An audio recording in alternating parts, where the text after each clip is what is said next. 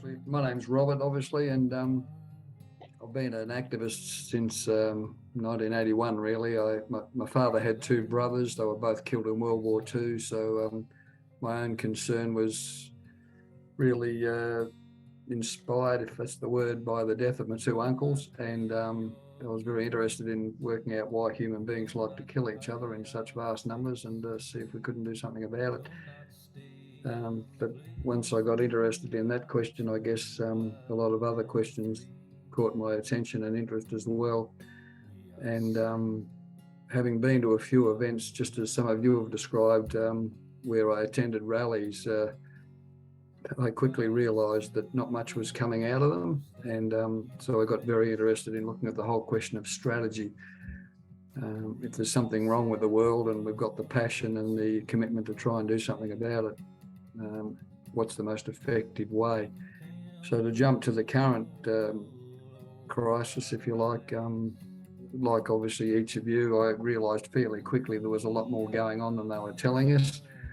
And so I got very interested in understanding that better, and did a lot of research very early on to understand the depth of what was happening more clearly, and then developing a strategy to address it. And like all of you, I've attended my share of rallies and protests, but unfortunately they haven't been used very effectively on the whole, is a candid assessment I'd offer, particularly because they haven't been used to educate people about the real agenda behind this virus vaccine narrative, and to give them powerful options for acting to resist effectively.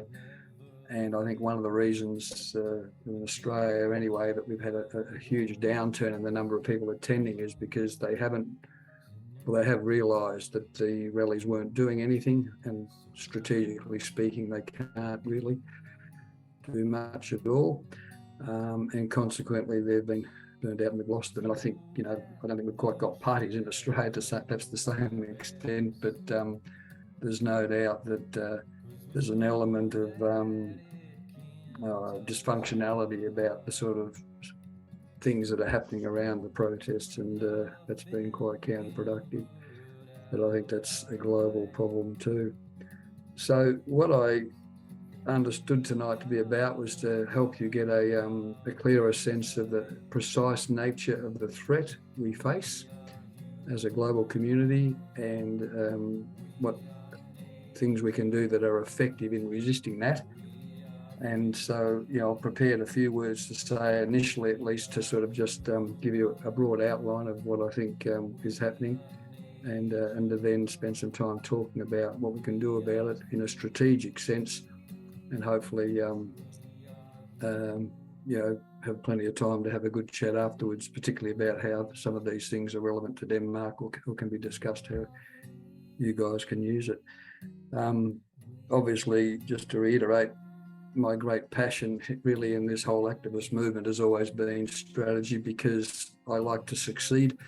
I'm not really interested in doing lots of things that don't take us anywhere. So I spent many years researching strategy in the context such as this, and wrote a book that was published in 1996.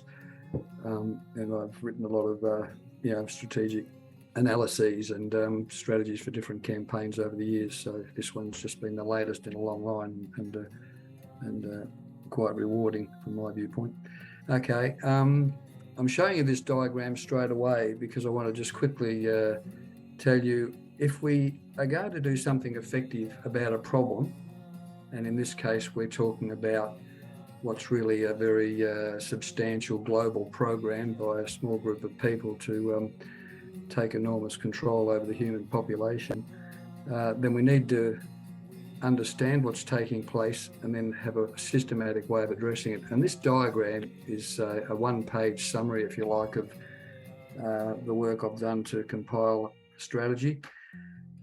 And in the middle of the circle, you can see 4 words: assessment, a political purpose, strategic aims, a conception of non-violence, and then around the outside edge, organisation, leadership, communication, preparations, constructive programs, strategic timeframe, tactics and peacekeeping, and evaluation. And those 12 components are what you need to have some clear sense of if you want to have a whole strategy. Now, a key problem with any activist movement, and I think really each of you has alluded to it already in your brief introduction, is that if you say to anyone who's involved in the movement, in organising key parts of it, what's happening and what are we doing about it in an organised or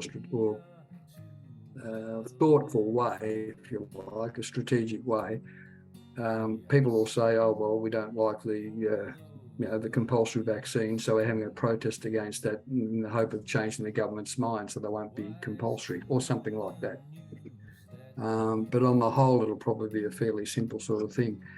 But if we do the assessment to look at what's actually going on, we've come up with a much deeper explanation of what's in fact being imposed upon us, and it goes far beyond the virus vaccine narrative. And then these other components of that diagram actually give us a chance to sort of then address the problem. So what's the purpose? What are we trying to achieve? What's the strategic aims of that? What's the conception of non-violence we're going to use? How do we organise? What's the leadership structure? How do we communicate effectively? How do we prepare, and so on? So again, I'm just giving you an overall sense here of what it means to have a strategy. It's got lots of components. You need all of them for a campaign to succeed.